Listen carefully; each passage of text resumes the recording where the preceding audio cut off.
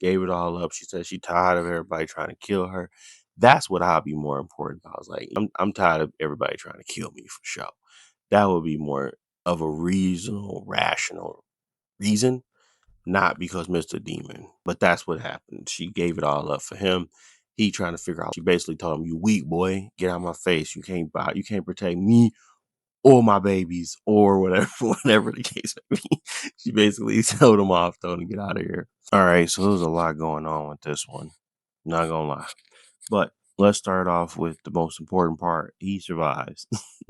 But he got stabbed and essentially the dude was about to die. So he had rushed to the hospital. His friend saved him by pushing him off and he was able to see the killer's face, a side of his face anyway, enough for him to go back and hunt him down, which is going to be important as we continue.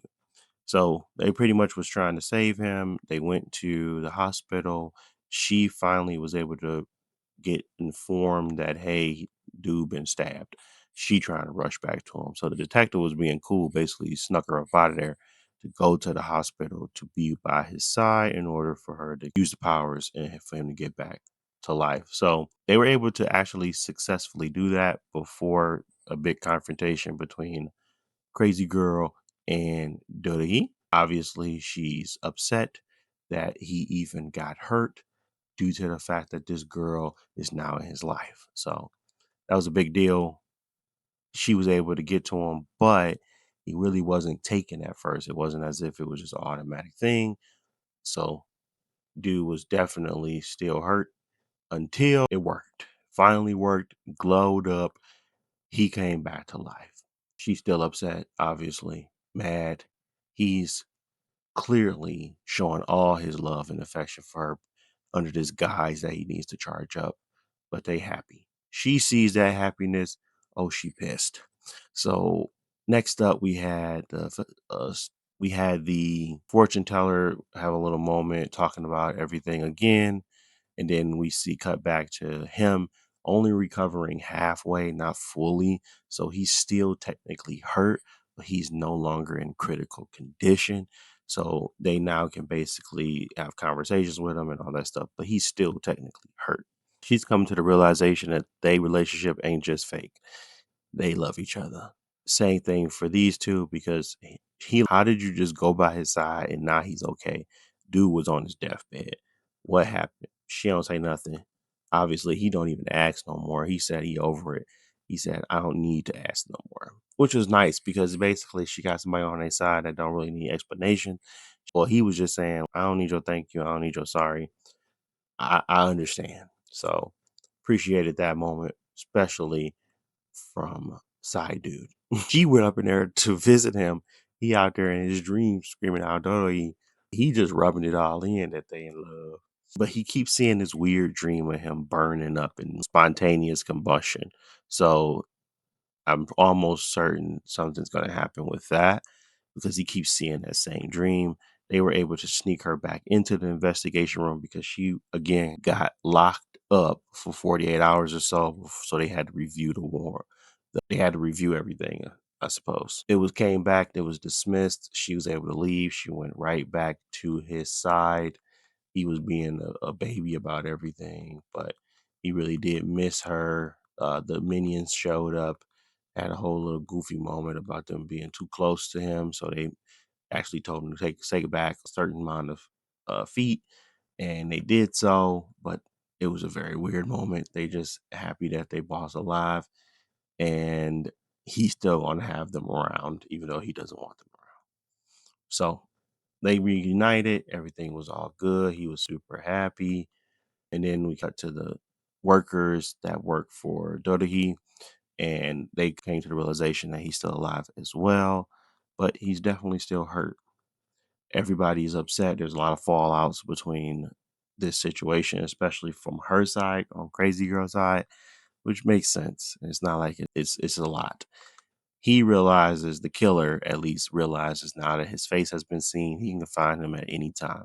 So he over there freaking out, hiding under dressers. He's scared. So then they go back home, charge up some more, had a little fun moment with the hug because they said more body contact. I'm sure that's going to help it go faster. I say, I see you, demon. But they just pretty much more so love scenes. They love each other and they get to stop with the pretending for me. It would be great.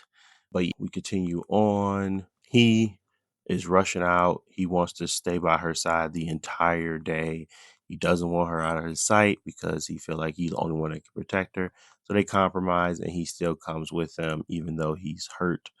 We see some of the documentation or at least some of the videos to put out the retractions because everybody's being super nice now because he got attacked and everybody's back on her side. So a lot of the problems she was just having about her company and people being negative about it, thinking that she's a murderer, all that went away once he got attacked.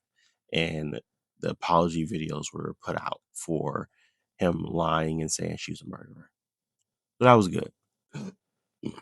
Aside that, it's just more work office stuff about him getting a cake because he helped out and sacrificed himself. He's got another one of those combustion or spontaneous combustion dreams or moments where he felt as if he was going to do that. So he's just been nervous and basically he's now being introduced to fear as a emotion. So he's not ready for it. She went to go see him. I don't even remember what she said to him, but outside of you need to leave him alone.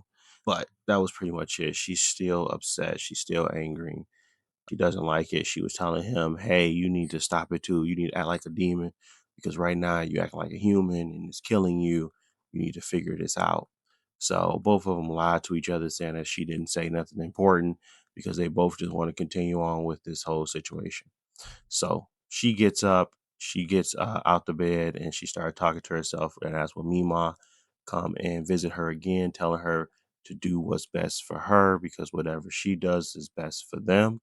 So she's just encouraging her to do what's best. He's still trying to hide his pain. And he's not hurting because she just doesn't want to see him get hurt anymore. But he's pretending as if it's not happening. But she's clearly caught on. So when they go to the shareholders meeting, she decides to renounce her inheritance and her position and shock everybody. So she no longer is in the race for this because she gave it all up for Mr. Demon. I don't know. Ain't not too much of a businesswoman in my opinion. But she gave it all up. She said she tired of everybody trying to kill her. That's what I'd be more important about. I was like, I'm tired of everybody trying to kill me for sure. That would be more of a reasonable, rational reason, not because Mr. Demon. But that's what happened. She gave it all up for him. He trying to figure out. She basically told him, "You weak boy, get out of my face. You can't buy. You can't protect me or my babies or whatever, whatever the case may be." She basically told him off, told him to get out of here. So everybody's realizing he's pretty weak, crazy kid, weird guy, and the daddy thinks is realizes it as well. He's cut back to the killer. He's still hiding under the table, but they text him and say, "Hey, something wrong with his powers." So they feeling good about themselves. They're literally having dinners and parties, saying that, "Hey, we're now the new chairman," and he's happy. And he gonna assert his dominance over his son right now. Basically, his son was, I'm out of here. He ain't the chairman yet because it's the son trying to off him too. So he told him to sit down. He was mad that he had to sit down, but that was it for that one. He's still having that same dream and everything. So then they cut back to when she met with him in order to tell him, hey, I'm renouncing everything. That's why he didn't show up to the chairman or to the board meeting because he was basically already knew she was going to be out of there. So then Mr. Demon confronted Mr. Guy. They both yelling at each other clearly, as you can see here. He said, man, listen, she gave it all up for you. So now she's going to blame herself for my death and her parents' death because of you. She don't want you to die. So he over there, yes, word. She gave everything up for you. So he trying to go find her. And she left her phone at the house, but she went to the Mima's house to go to her garden because that's where she feel happy and safe. And obviously he knows where she's going to be. So they meet up. She started talking about it. She, listen, I'm tired of everybody dying around me. I saw my parents die. I saw my Mima die. Now I gotta watch you die. He like, I don't care about none of that. Kiss me. So then they kiss and Then the water started coming down because they have to have a water kiss in the moment type situation. So the sprinklers, what these dudes went from dry to drenched in 2 seconds because they need that shot. And then all of a sudden, that's it. The kiss made everything better, which it clearly didn't. So hopefully the plot moves forward in the next episode.